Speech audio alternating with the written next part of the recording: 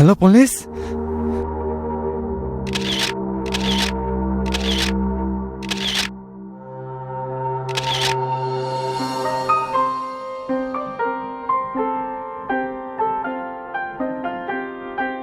Sir, security guard Santosh Mahto ने मृतक राजेश को सबसे पहले देखा था। वो गोली चलने की आवाज सुनकर अंदर आया था। राजेश एक प्रोफेशनल डांसर था और यहाँ अकेले ही डांस प्रैक्टिस कर रहा था।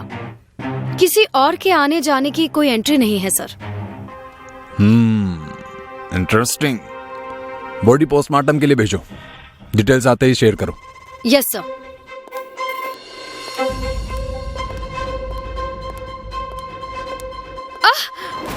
सांप?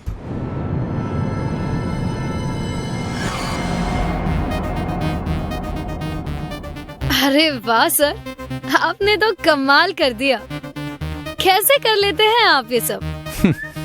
अपना तो ऐसा ही है। कॉल सपेरा सिंह। जी सर। हेलो सपेरा सिंह।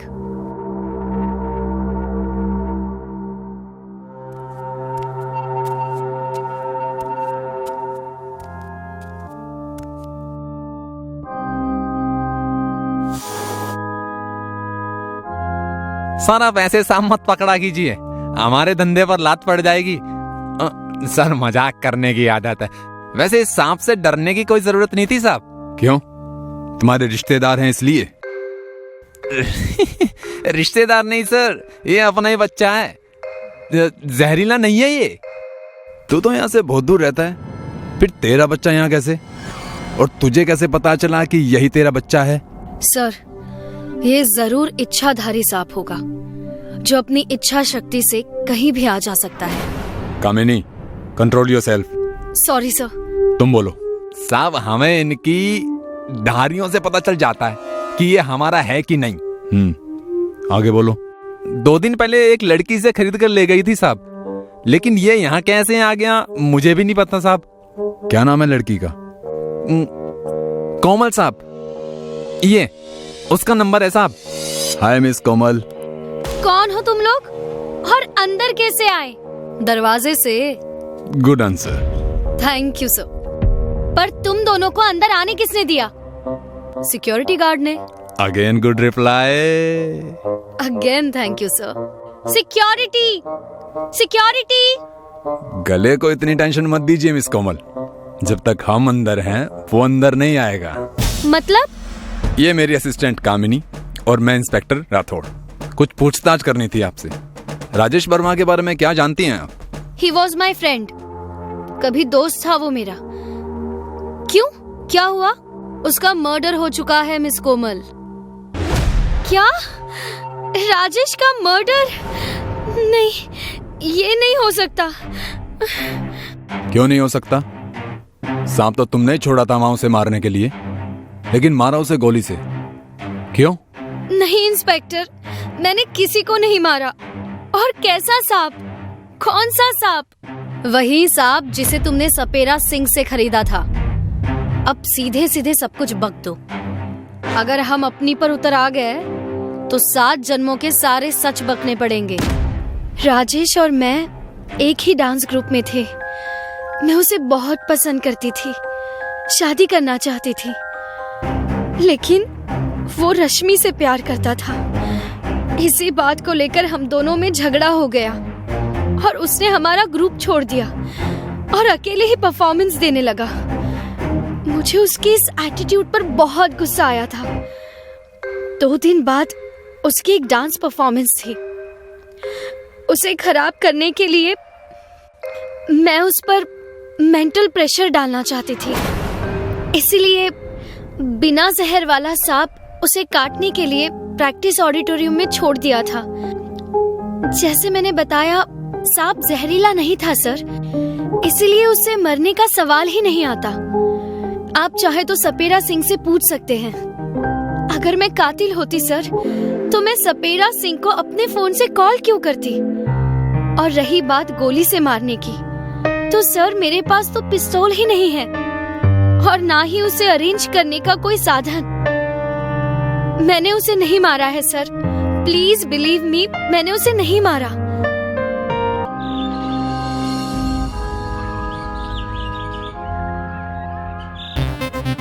कामिनी, कोमल और राजेश का सीडीआर निकालो इमीडिएटली। जी सर।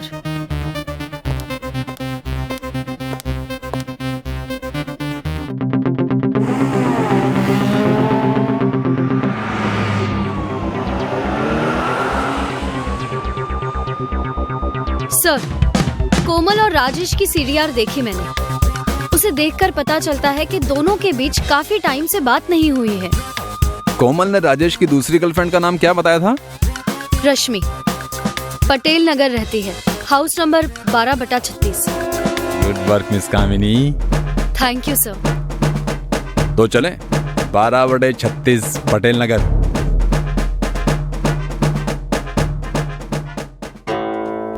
नहीं सर, रश्मि तो अभी यहाँ नहीं आई है। कंपनी टूर पे गई है, 5-6 दिनों में वापस आ जाएगी। हाय शालिनी, आप कौन? नहीं नहीं, ये नहीं हो सकता, ये नहीं हो सकता, ये नहीं हो सकता। खुद को संभालो रश्मि, और दिमाग पर जोर डालकर ये बताओ कि क्या राजेश की किसी से दुश्मनी थी? कोई ऐसा जो राजेश को जान से मारना चाहता हो? स्टार इवेंट के ओनर विपुल के साथ राजेश का पैसों को लेकर झगड़ा था। हो सकता है उसी ने। इंस्पेक्टर, हमारे प्रोफेशन में पेमेंट को लेकर देर सवेर होती रहती है, और उसे लेकर इस तरह के झगड़े भी। राजेश की तरह मेरे और 10 लोगों से पेमेंट को लेकर झगड़े कंटिन्यू है। इसका मतलब तो ये हुआ कि मैं सबको मारने वाला हूँ, बट फैक्ट ये है सर, मैंने किसी को नहीं मारा। और रही बात राजेश के पैसों की, तो मुझे रिग्रेट है कि मैं उसे वक्त पर पैसे नहीं दे सका, लेकिन आप जहाँ कहेंगे मैं उसके पैसे एनजीओ को डोनेट कर दूंगा। एनजीओ को पैसे देने का आपका ख्याल अच्छा है मिस्टर विपुल, डू इट। जरूरत हुई तो आपको फिर बुलाएंगे, अभी आप जा सकते हैं। सर, मुझे तो लगता है ये ब्लाइंड केस है, इसे बंद कर देना पड़ेगा। इतनी जल्दी हार नहीं मानते कामिनी। हेलो।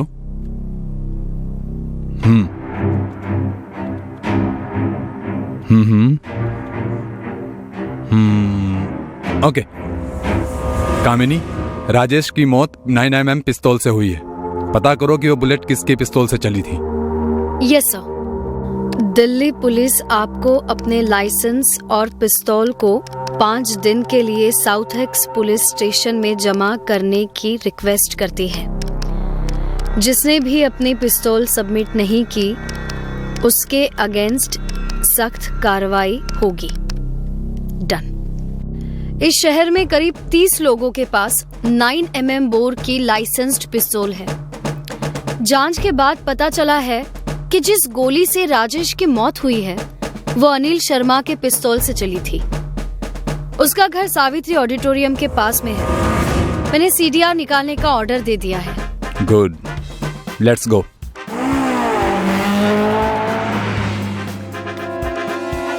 देखिए इंस्पेक्टर, आई स्वेयर, मेरा विश्वास कीजिए, मैंने किसी को नहीं मारा।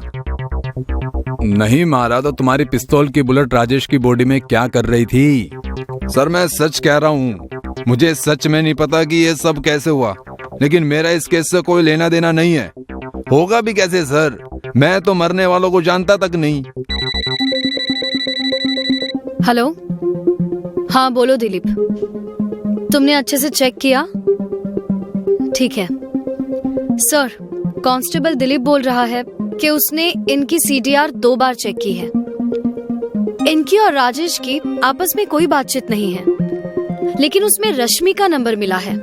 हर महीने 10 से 15 बार बात होती है इनकी। मरने वाले की प्रेमिका को कैसे जानते हैं आप? कोई बहाना या कोई नई कहानी मिस्टर शर्मा? इंस्पेक्टर प्लीज, कोई बेकार का कनेक्शन मत जोड़ लीजिएगा। रश्मि मेरे दोस्त की बेटी है और मेरे लिए भी बेटी ही है। वो लक्ष्मी नगर में मेरे फ्लैट पर अपनी सहेली शालिनी के साथ किराए पर रहती है। रश्मि बहुत खुददार लड़की है। मेरे मना करने के बावजूद वो बिना पैसे दिए नहीं मानती। अभी कुछ दिन हुए उसकी सहेली शालिनी रेंट देकर गई थी इतने सालों में पहली बार ऐसा हुआ है कि उसने 2 हिस्सों में किराया दिया है। ये रेंट देने की कौन सी तारीख थी? 7 की शाम और 8 की रात, दोनों बार शालिनी ही आई थी। Okay mister Sharma, case solve होने तक प्लीज शहर से बाहर मत जाइएगा। जी। अब क्या करें सर? खूने को पकड़ेंगे और क्या।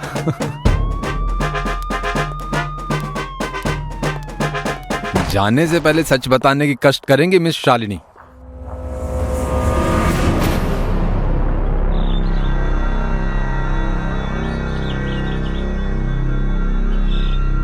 राजेश रश्मि से मिलने घर आता था। उसे देखते ही मुझे उससे प्यार हो गया। राजेश को जब मेरे प्यार का एहसास हुआ तो वो भी मेरी ओर झुकने लगा। लेकिन बाद में मुझे पता चला कि वो मेरे प्यार का फायदा उठाकर मेरा शारीरिक शोषण कर रहा है। इस बात से गुस्सा होकर मैंने रेंट देने के बहाने शर्मा अंकल की पिस्तौल चुराकर राजेश को मार दिया और उसी रात बचा हुआ रेंट देने के बहाने अंकल की पिस्तौल वापस रख दी। अगर राजेश ने तुम्हें प्यार में धोखा दिया था तो तुमने भी तो अपनी दोस्त रश्मि के विश्वास को तोड़ दिया था शालिनी। उस गलती का क्या? खून करने के जुर्म में हम तुम्हें गिरफ्तार करते हैं। सर, आपको कैसे पता चला कि शालिनी ही कल्प्रिट है? जब शर्मा ने बताया कि रश्मि उनके दोस्त की बेटी है तो शक रश्मि और शर्मा की मिली भगत पर गया था। लेकिन जब उन्होंने बताया कि शालिनी 2 इंस्टॉलमेंट में उन्हें रेंट देकर गई है, मतलब पहले इंस्टॉलमेंट उसने 7 तारीख को दी, राजेश के मरने के 1 दिन पहले, और दूसरी 8 तारीख को राजेश के मरने के बाद, तो शक शालिनी पर शिफ्ट हो गया। बाकी सब तुम्हारे सामने है। वाह सर, कितनी आसानी से आप सब समझ लेते हैं। अपना तो ऐसा ही है। अंधेरी गली में एक आदमी जिसने अपना मुंह ढक लिया था, वो गली में आगे आगे जाता है और एक आदमी को गोली मार देता है, जिसके बाद वो खुद को भी गोली मार देता है। अगले दिन जब पुलिस वहां पहुंचती है तो देखती है कि किलर ने पहले राहुल को मारा, फिर उसने खुद अपने आप को मारा। सर, इस केस में तो एक के बाद एक नए मोड़ आते ही जा रहे हैं। हमें तो लगा था कि ये केस अब खत्म हो गया है। हाँ ना सर, ये केस तो भूल भुलैया की तरह गोल गोल घूमे जा रहा है। हमार तो दिमाग ही चकरा गया है। अब इस किलर ने राहुल को क्यों मारा ये हमको कैसे पता चलेगा, क्योंकि खूनी भी मर चुका है। केस खत्म नहीं हुआ है, अभी तो सही कातिल का राज खोलना बाकी है, और ये राज यहीं से खोलेंगे। मतलब सर? कामिनी, पता लगाओ ये दूसरा आदमी कौन है। इसकी पूरी इंफॉर्मेशन निकालो और दोनों बॉडी को पोस्टमार्टम के लिए भेज दो। अगले दिन कामिनी ने इंस्पेक्टर राठौर को बताया कि दूसरे आदमी का नाम विराट है। वो एक हैकर था, और ताजुब की बात ये थी कि उसका घर नैना के घर के पास ही था। सर, ऐसा तो नहीं कि विराट का नैना मर्डर केस से कोई ताल्लुक हो?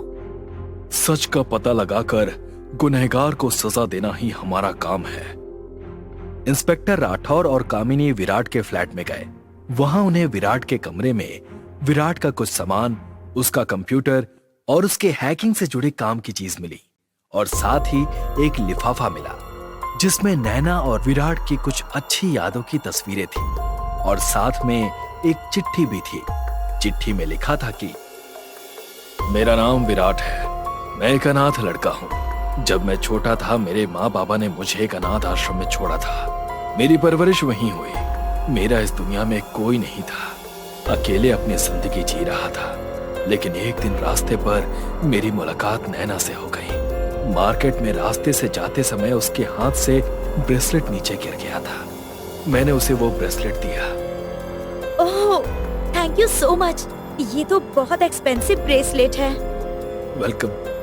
तुमने मुझे मेरी इतनी एक्सपेंसिव चीज लौटाई है, इस बात पर एक कॉफी तो बनती है। उसके बाद हम दोनों दोस्त बन गए। धीरे धीरे हम बेस्ट फ्रेंड्स बन गए। नैना अपनी सारी बात मुझे बताती, और मैं भी कोई भी परेशानी हो तो उसे बताता। नैना के मर्डर के बाद मैं इस दुनिया में जीना नहीं चाहता था, लेकिन मैं नैना के कातिल को भी छोड़ना नहीं चाहता था। विराट की चिट्ठी के बाद इंस्पेक्टर राठौर ने कामिनी से राहुल के घर की तलाशी लेने के लिए कहा। राहुल के घर जाने के बाद कामिनी की मुलाकात राहुल की मां से होती है। जी, आप कौन? मैं सब इंस्पेक्टर कामिनी हूँ और ये मेरे साथ हवलदार लालू पटेल हैं। जी, हम राहुल की मर्डर केस फाइल कर रहे हैं और उसी सिलसिले में हमें आपकी घर की तलाशी चाहिए। मेरा नाम ललिता है, मैं राहुल की माँ हूँ। और रही बात मेरे बेटे के केस के बारे में, तो मेरा बेटा तो चला गया मुझे छोड़कर। अब क्या किसी को सजा देनी? मेरा बेटा तो मुझे वापस नहीं मिलेगा ना। हम आपकी तकलीफ समझ सकते हैं, लेकिन राहुल के ताल्लुकात नैना से भी थे, इसीलिए प्लीज हमें हमारा काम करने दीजिए। पूरे घर की तलाशी लेने के बाद भी घर से कोई भी ऐसी चीज नहीं मिली जिस पर शक किया जा सके। बस कुछ डायरीज थी जिसमें राहुल अपनी मर्जी से कुछ गाने लिखता था। कामिनी ने वो सारी चीजें एक बैग में समेटी और पुलिस स्टेशन लेकर आ गई। इंस्पेक्टर राठौर ने सारी चीजों को परखा और उसके बाद जो उनके सामने आया उससे तो जैसे सारी गुत्थियां ही सुलझ गई। सर, हमें घर पर ऐसा कुछ नहीं मिला जिससे राहुल पर शक किया जा सके। कामिनी, जो सबूत हमें मिले हैं उससे तो ये केस 50% सॉल्व हो गया है। अब तो बस कंफर्म करना बाकी है। हमका कुछ समझ नहीं आया सर जी, आपको इन सब चीजों में ऐसा क्या मिल गया है जिससे केस निपट गया? और ऐसी कौन सी बात है जो हमारे दिमाग में ना आई? कामिनी, राहुल की माँ को यहाँ लेकर आओ। तो बताइए ललिता देवी जी, क्या जानती हैं आप राहुल के बारे में? मुझे यहाँ क्यों लाया गया है इंस्पेक्टर साहब? और मैं क्या जानती हूँ? मतलब किसके बारे में पूछ रहे हैं आप? इंस्पेक्टर राठौर ने ललिता जी को कुछ कागज के पन्ने दिखाए जिस पर राहुल ने गाने लिखे थे। ये हैंडराइटिंग पहचानती हैं आप? फिर इंस्पेक्टर राठौर ने ललिता जी को कुछ तस्वीरें दिखाई जो बबलू के मर्डर के दौरान खींची गई थी। उस एक तस्वीर में आईने में जो आई डिड इट लिखा था वो दोनों हैंडराइटिंग सेम थी। आशा है कि आप हमें सच बताएंगे। झूठ बोलकर अब कोई फायदा भी नहीं है। मेरा बेटा तो वैसे भी मर चुका है। हाँ, ये सच है कि बबलू का खून राहुल ने ही किया था। बबलू ने राहुल को देखा था नैना का खून करते वक्त, लेकिन उसने पुलिस को कुछ नहीं बताया क्योंकि वो राहुल को ब्लैकमेल करके पैसे लेना चाहता था। लेकिन बबलू नहीं जानता था कि वो अपनी मौत को बुलावा दे रहा है। राहुल बबलू के घर उसे पैसे देने के लिए नहीं बल्कि उसे मारने गया था। ललिता ने बताया कि राहुल बचपन में बहुत होशियार लड़का था। क्लास में हमेशा फर्स्ट आता था। जो नॉर्मल बच्चे मैथ्स के पेपर 3 घंटे में सॉल्व करते थे वो उनका बेटा 1.5 से 2 घंटे में सॉल्व कर देता था। सारे टीचर्स भी उससे बहुत खुश थे। सभी उसकी तारीफ करते थे, लेकिन राहुल की अकेले रहने की आदत थी। वो ना ही किसी से बात करता था और ना ही उसका स्कूल में कोई फ्रेंड था। और एक दिन वो हुआ जो किसी ने नहीं सोचा था। स्कूल की छुट्टी के दौरान एक लड़का स्कूल के बाथरूम में गया था। वहां उसका पैर फिसला और वो दीवार से टकराया। उसके सर से बहुत खून बहने लगा। थोड़ी देर के बाद राहुल वहां गया। उसने देखा कि वो लड़का करा रहा था। वो राहुल से मदद मांग रहा था। मेरी मदद करो राहुल, मुझे बहुत दर्द हो रहा है, मेरी मदद करो। राहुल उसके पास गया और हल्की सी मुस्कान के साथ उसे देखता रह गया। उस लड़के की दर्द भरी कराहने की आवाज जैसे उसके कानों में संगीत की तरह गूंज रही थी। मदद करो। राहुल वहां तब तक मुस्कुराता रहा जब तक उस लड़के की जान नहीं चली गई और आखिर में उस लड़के ने वहीं अपना दम तोड़ दिया।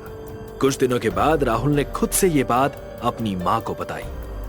माँ, मुझे तुम्हें कुछ बताना है। क्या हुआ बेटा, बोलो।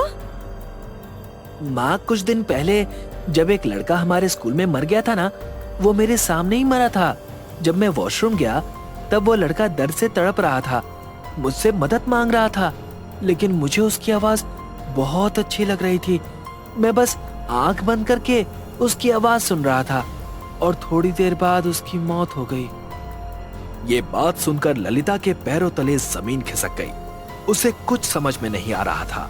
कि वो करे तो करे क्या। इसीलिए उसने राहुल को एक हॉस्टल में डाल दिया। हॉस्टल से लौटने के बाद भी राहुल में कोई सुधार नहीं था। अब तो वो और भी ज्यादा अकेला रहने लगा था। वो दिन भर अपने कमरे में रहता। वो ललिता को भी अपने कमरे में आने नहीं देता था। राहुल को संगीत पसंद था, लेकिन उसे लोगों की चीखें, उनका दर्द भी अच्छा लगने लगा था। क्या नैना का खून भी राहुल ने ही किया था? हाँ, नैना को भी राहुल ने ही मारा था। और यही नहीं, नैना से पहले भी राहुल की एक और गर्लफ्रेंड थी। राहुल ने उसे भी मारा था। राहुल का दिमाग कुछ इस कदर था कि जो उससे प्यार करता था वो उसे मार देता था। तो उसने आपको कभी क्यों नहीं मारा? आप तो उसकी माँ हैं। आप तो उसे सबसे ज्यादा प्यार करती होंगी। जब मैंने उसे हॉस्टल भेजा, तब से उसे ऐसा लगने लगा था कि मैं उससे प्यार नहीं करती, उसकी परवाह नहीं करती। इसलिए उसने कभी मुझे अपना माना ही नहीं। तो क्या नैना का खून भी? हाँ, नैना को भी राहुल ने ही मारा था। दरअसल नैना को उस रात को ही पता चल गया था कि राहुल की एक और गर्लफ्रेंड थी। जब उसने राहुल का मोबाइल चेक किया तो नैना को राहुल की अपनी पहली गर्लफ्रेंड के साथ वाले फोटोज मिल गए। नैना ने राहुल से उसके बारे में पूछा और राहुल ने नैना को सब कुछ बता दिया।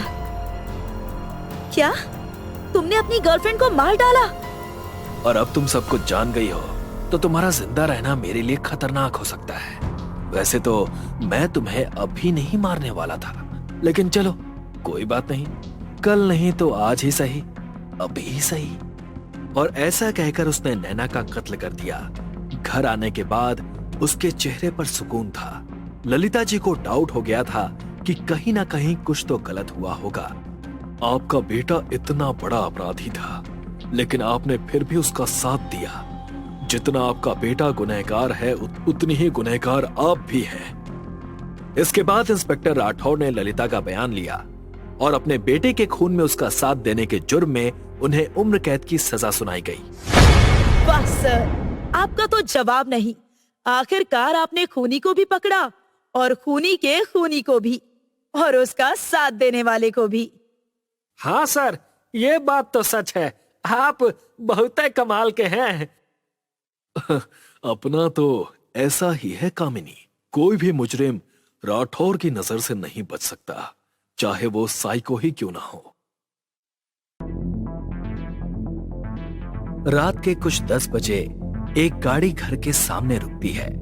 2 आदमी बाहर निकलकर गाड़ी में से वॉल कटर, दीवार बनाने का कुछ सामान और कलर बाहर निकालते हैं और फिर घर के बाहर जाकर डोर बेल बजाते हैं। रवि दरवाजा खोलता है। बाहर उसके दोस्त विक्रम और वरुण आए हुए थे। वो अभी घर पर ही है, थोड़ी देर में जाने वाली है, तुम जरा बाहर वेट करना। थोड़ी देर में रवि की पत्नी टीना बाहर आई।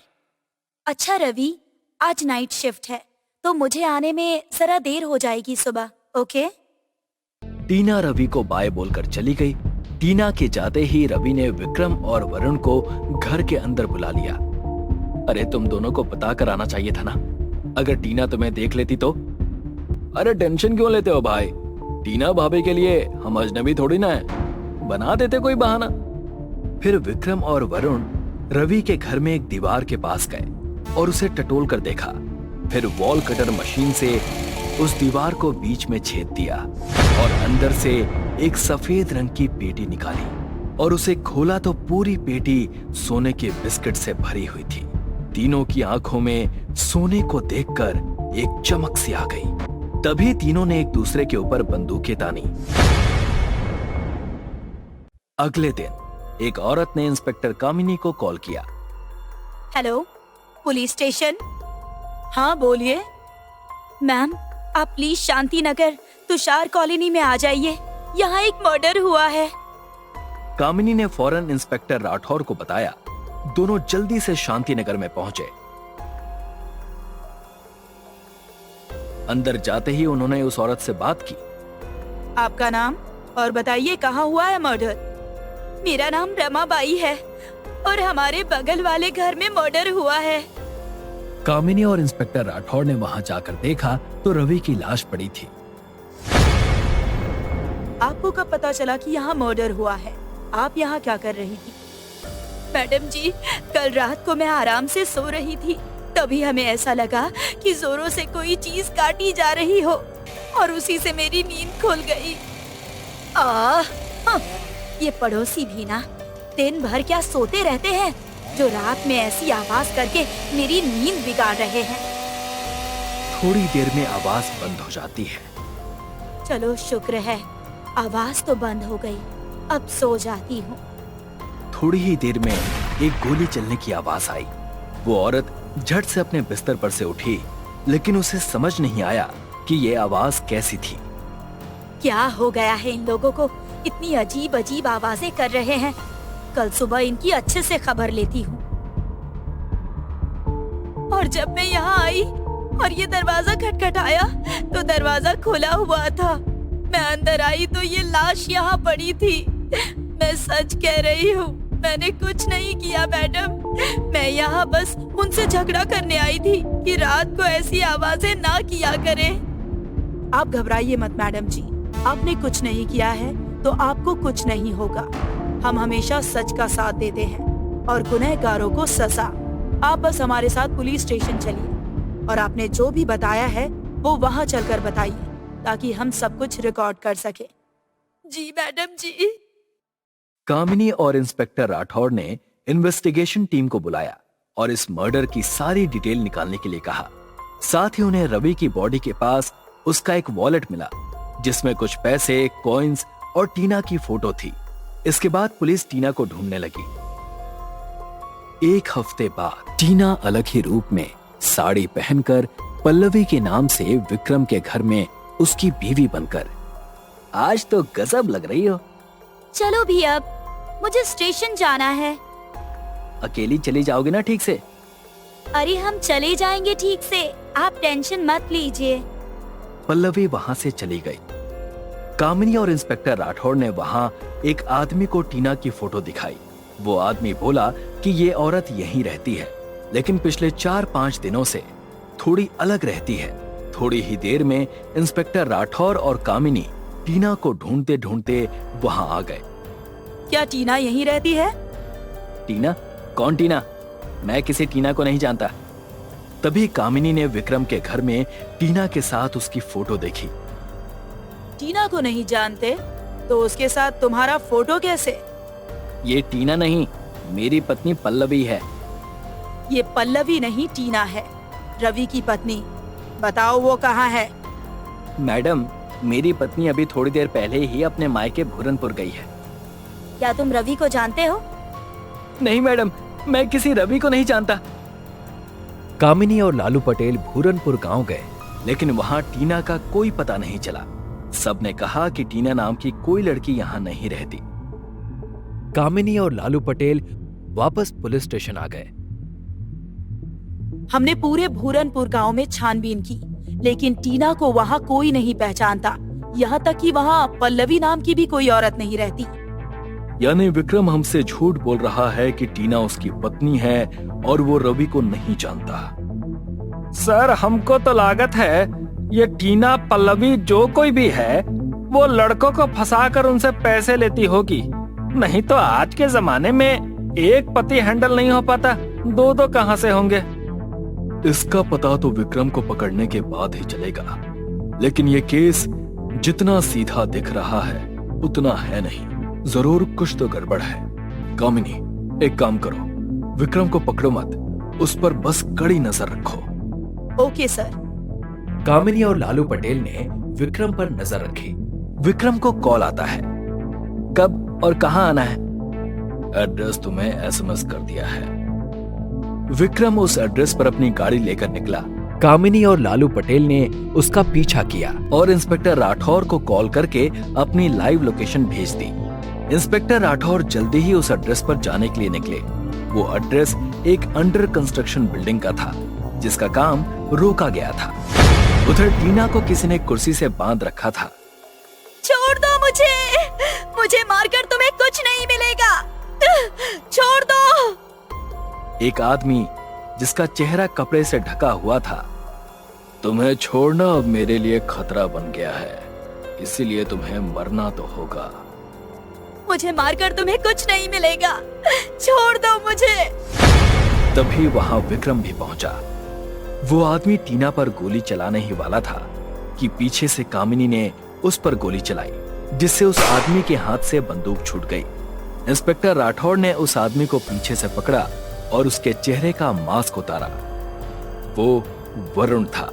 लालू पटेल ने विक्रम को पकड़ा, इंस्पेक्टर राठौड़ ने वरुण को पकड़ा और कामिनी ने टीना को रस्सी से आजाद किया। इंस्पेक्टर ने वरुण को एक थप्पड़ मारा।